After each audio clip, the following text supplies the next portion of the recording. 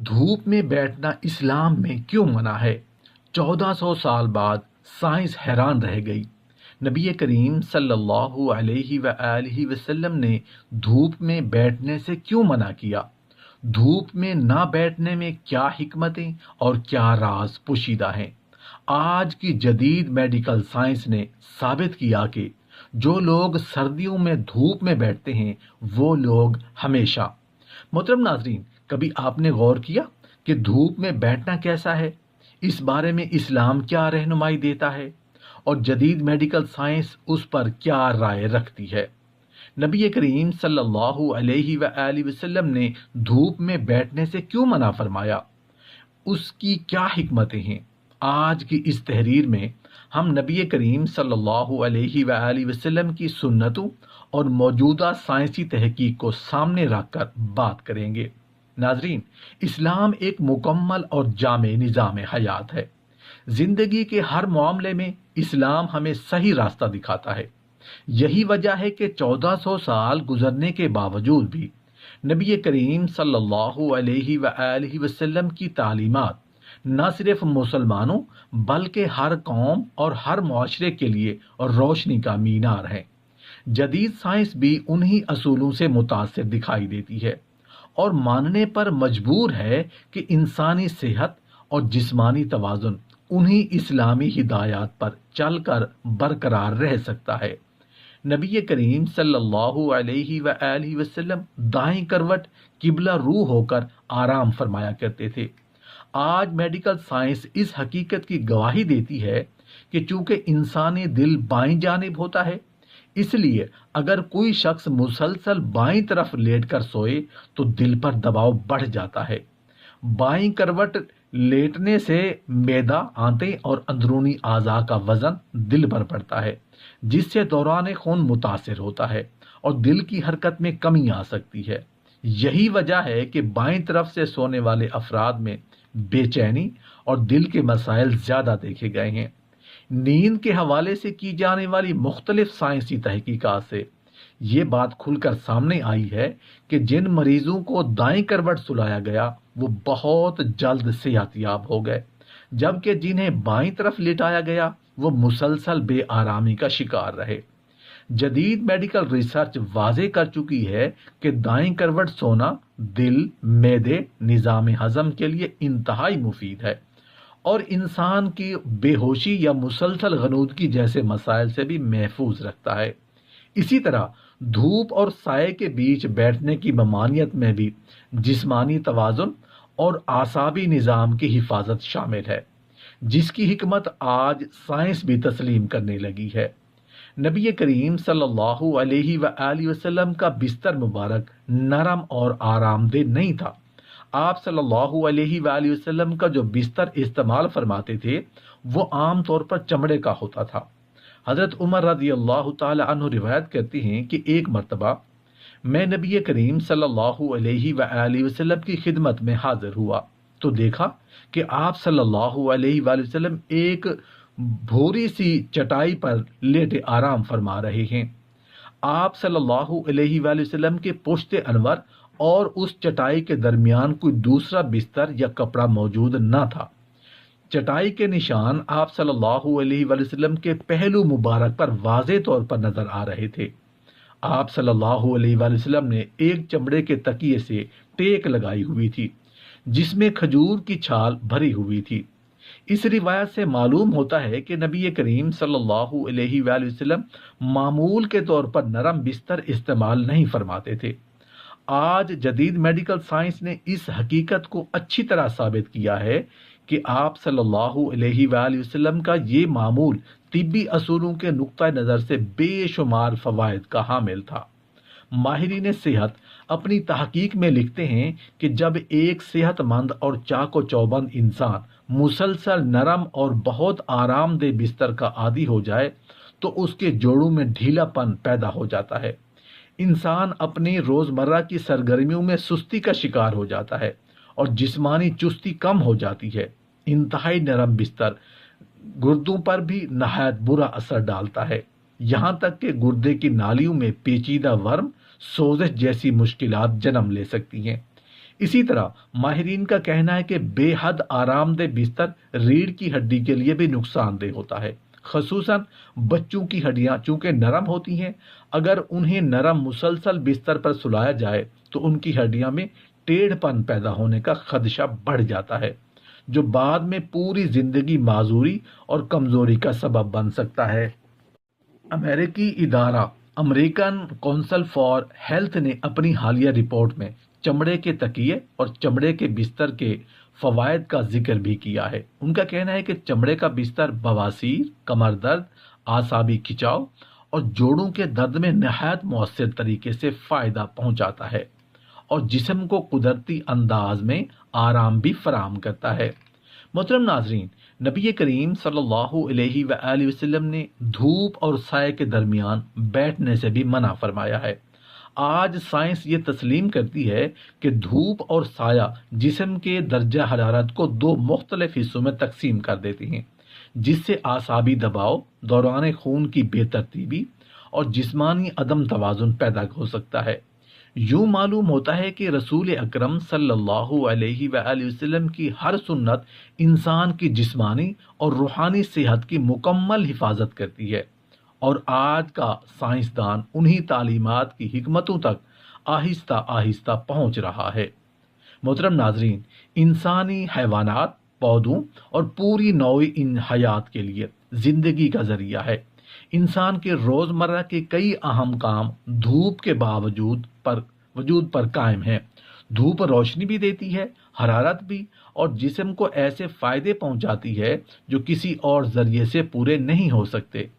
جدید سائنس کے مطابق بھی دھوپ وٹامن ڈی کا بہترین ذریعہ ہے، جو ہڈیوں، جلد، خون اور اعصاب کے لیے نہایت ضروری ہے۔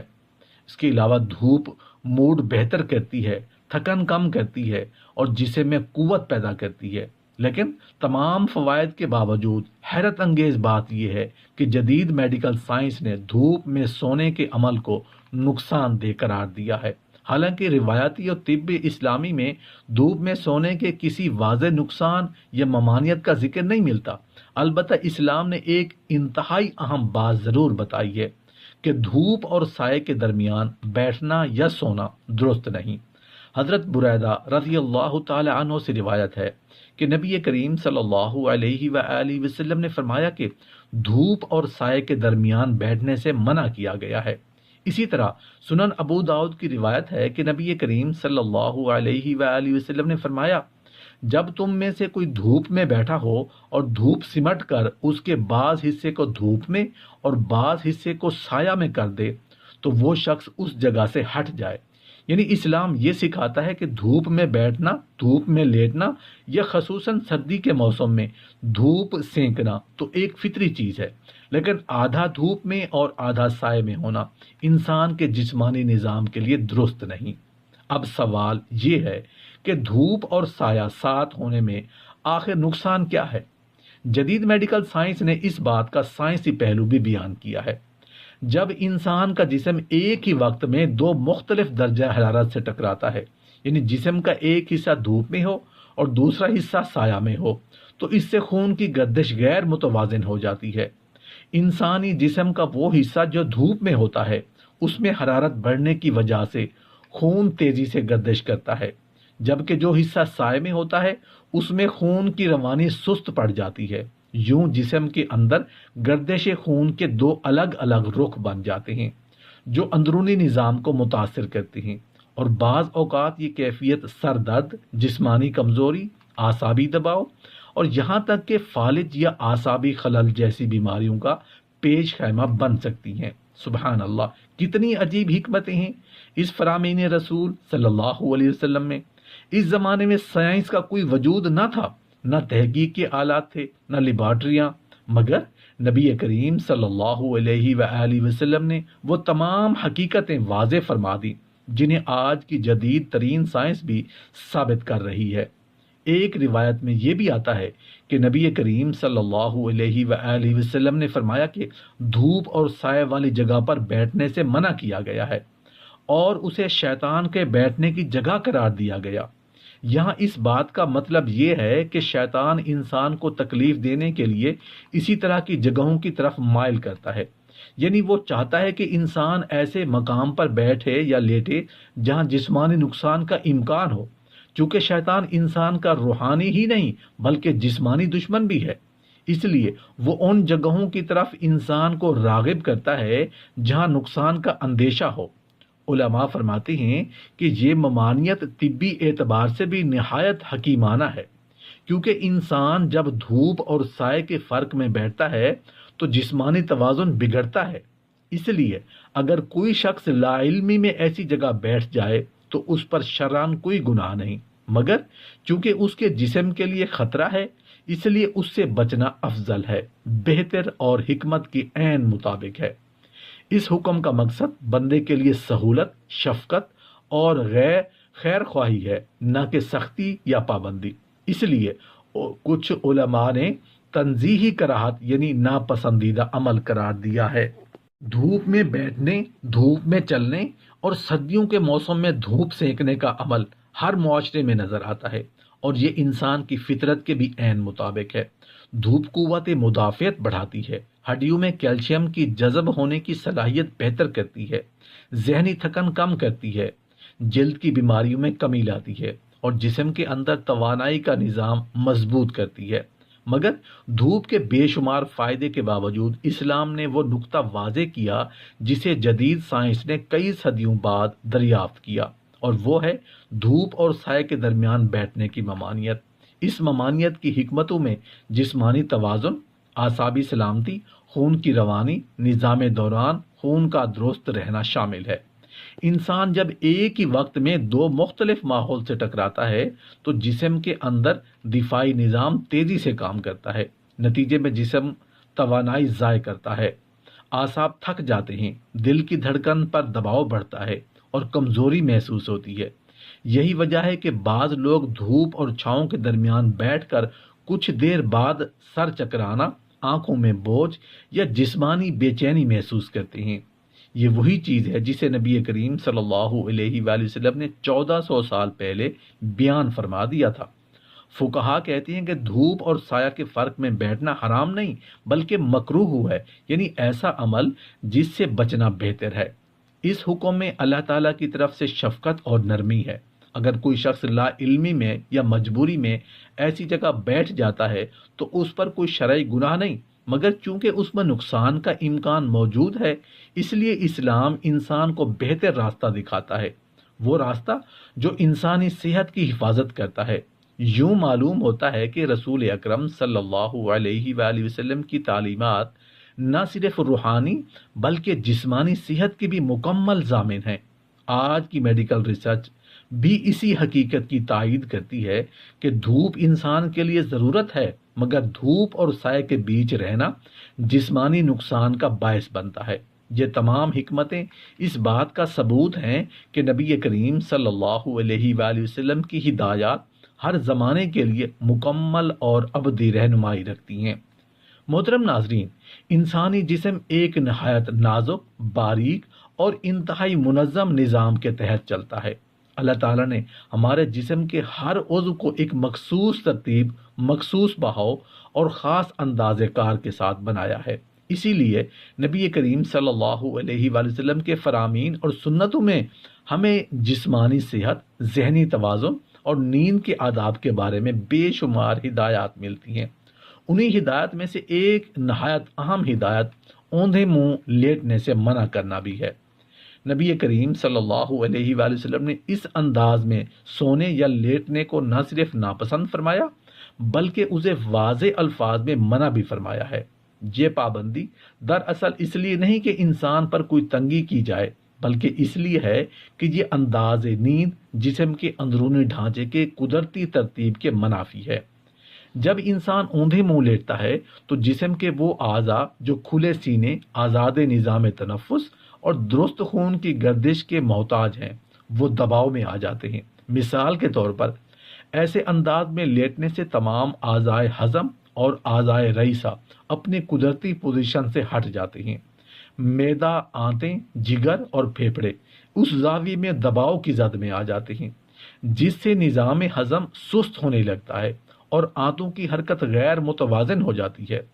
طبی ماہرین کے مطابق جو انسان مسلسل الٹا لیٹنے کا عادی ہو جاتا ہے اس کے اندر ایسڈ ریفلیکس، بدہضمی، جلن اور گیس جیسے مسائل پہلے پیدا ہوتے ہیں اور بعد میں یہ بیماریاں مستقل صورت اختیار کر لیتی ہیں۔ اسی طرح سینے پر وزن بڑھنے کی وجہ سے پھیپھڑوں کی کارکردگی کم ہو جاتی ہے، سانس اندر تک نہیں جا پاتی اور جسم کو مطلوبہ آکسیجن پوری مقدار میں نہیں ملتی۔ اس کی وجہ سے تھکن، سستی اور دماغی کمزوری پیدا ہونے لگتی ہے۔ لیکن ان سب نقصانات میں سب سے بڑا نقصان دماغ کو پہنچتا ہے۔ دماغی لہریں جو عام حالات میں پوری ترتیب اور مثبت متوازن انداز سے کام کرتی ہیں، الٹا لیٹنے سے متاثر ہو جاتی ہیں، ان کا بہاؤ بگڑ جاتا ہے اور سائنسی زبان میں یہ لہریں مثبت رخ سے ہٹ کر منفی فریکوینسی اختیار کر لیتی ہیں۔ جب یہ تبدیلی آتی ہے تو سب سے پہلا اثر نیند پر پڑتا ہے۔ ایسے افراد کو ڈراونے خواب، بے چینی، خوف اور ذہنی انتشار زیادہ محسوس ہوتا ہے۔ یہی نہیں، ماہرین نفسیات کے مطابق مسلسل اس انداز میں سونے والے افراد کی سوچ، فیصلہ سازی، روزمرہ رویے اور ذہنی ترجیحات بھی متاثر ہونے لگتی ہیں۔ انسان الٹی سمت میں سوچنے لگتا ہے، بے ربط باتیں کرنے لگتا ہے اور فیصلہ سازی میں غلطیوں کا شکار ہو جاتا ہے۔